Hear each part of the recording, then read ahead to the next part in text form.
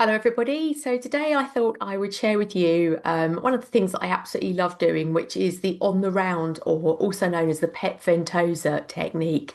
Although I have, of course, put my bit of creative spin on it. So I just thought I'd talk you through how I did this image and some of the things that have tripped me up over the last few years, kind of trying to get this right.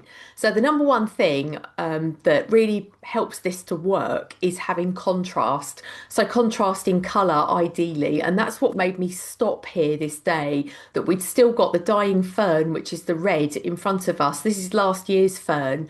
And if you come back here even now a week later, it's starting to go very green. So I suspect that if I tried it again today, it wouldn't work so well because in this image we've got the lovely red, we've got the blossom on the tree, the flowering gorse, and then the green of the trees behind. If I did it today, it would be probably too green. And while green is lovely, it doesn't really work for this. So colour contrast really works well. And the other thing that's really important to think about is, can you isolate the tree? It's very rare to find trees that are completely alone, and this one isn't. There are trees all around it. I had to clamber through the dead fern, some of the gorse, and all sorts to actually access it. It just looks isolated now because of the way I've worked my way around it. So if you're not familiar with the technique, the core technique, and then I'll tell you what I did. The core technique is to take multiple shots all the way around the tree or your subject. So think of starting off in the 12 o'clock position, take your shot, take a couple of steps to the side, take another one, and just so on all the way around. If you can't go all the way around, it will also work if you start at 12 o'clock, go round to the 3 o'clock position, come back the other way, and then move off in the opposite direction. You can do it just as easily that way. So my other big tip before we go any further is before you do anything, take a shot, a clean shot of the shape of the tree.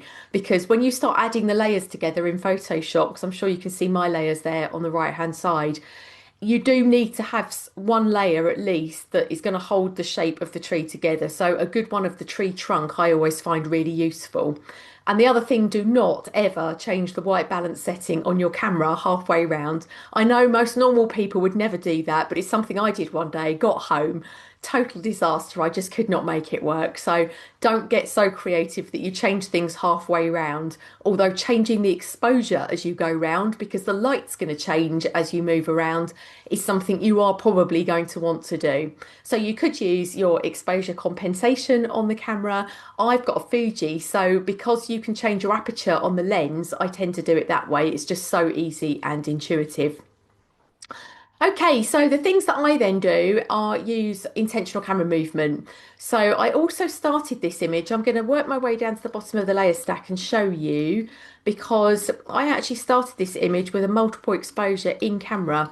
I have absolutely no idea what made me do it. I was obviously just having a mad creative moment of playing around. So let's turn all of these off. So this bottom layer started off like that. So as you can see, it's really quite messy around this tree. And what I did was I had the camera on, what did I have it on? I can't remember. Average blend mode in the camera. I took a shot of the ground. I loved the texture around me. I loved the way that we'd got all of this fern breaking up and other bits growing through. So it was kind of spring meeting autumn, if you like, which really appealed to me. So I just took a shot of the ground and then I took a shot of the images I saw it, the places I saw it. And part of the reason I did this was because the sky was so bright white. There were no clouds.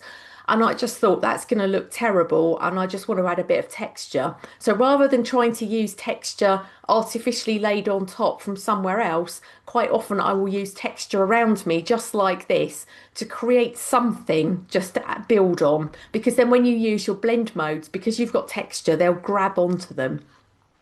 So that was my first one. I like to put things in a group. So you can see I've added a bit of, I think I've added some vibrance on here. I wanted to turn it down because if you see, that's what it looks like without that colour and vibrance layer on.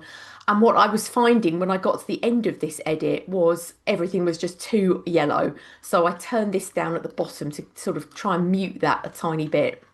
And then there is my next image on top. That's just a late. In fact, there's no blend mode on that. There must have been, and I've lost it. So that was blended in onto that first layer, and I've lost the blend mode playing around here. So then I just stack them. So you're kind of seeing me move around. This was an ICM, another ICM, and this one is then on 69% opacity. So I don't go round rigidly going start off at 90% opacity, 80% opacity. I just don't do that. I like to come in and just play around with what I've got and see what's going to work. So then we've got another one. That was another ICM. This one's at 38% opacity. And then you just keep going.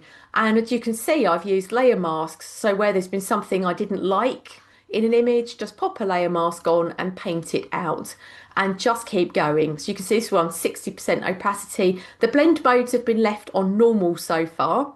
And this one's interesting. So this one is 100%. It's got a soft light blend mode on it. And if we come up to normal, you're going to see it was a blurry shot. So what I've done is I have focused away from the world, probably using my camera bag, just get focal lock on that, come back up, take a shot because you get this lovely blur and then you can really use that to soften down what's going on. It really works as a wonderful texture.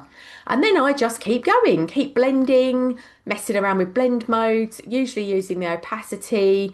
I've then coloured in on this one because I started to feel I was losing the vibrance of the little tree with all its blossom. So I've just put that back by hand on a blank layer and just keep going. And then these are my final edits when I've been playing around with texture and colour, a stamp layer, probably one, yeah, just thinking, oh, I really want to soften this down a bit at the top there to just bring the attention into these beautiful colours because that's what pulled my eye when I was there.